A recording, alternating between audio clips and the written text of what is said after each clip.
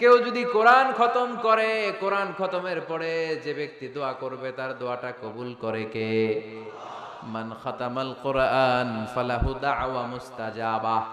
কোরআন খতম করার পরে দোয়া করলে আল্লাহ দোয়া কবুল করে। হজের ময়দানে দোয়া করলে কবুল করে কে? আরাফাতের ময়দানে দোয়া কবুল হয়।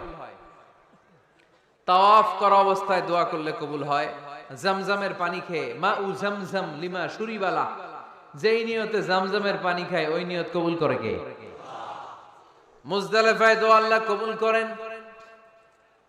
মাতাফে কবুল করেন, মুলতাজামে কবুল করেন। কাবা ঘরের হাজরা আসওয়াদের কর্নার, কাবা ঘরের দরজা, দুই জায়গার মাঝখানে একটা জায়গা আছে, এটার নাম মুলতাজাম। এইখানে হয় ধাক্কা ধাক্কি। সুযোগ হলে ওইখানে দাঁড়িয়ে ওইখানে টাচ করে শরীর লাগিয়ে দোয়া করবেন, কবুল করবে কে? কিন্তু সুযোগ পাওয়া যায় না।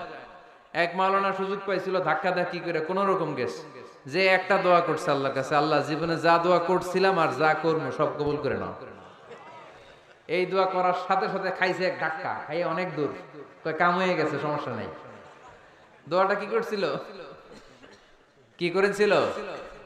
আল্লাহ জীবনে যত দোয়া করেছি আর যত দোয়া করব সব তুমি কবুল করে নিও।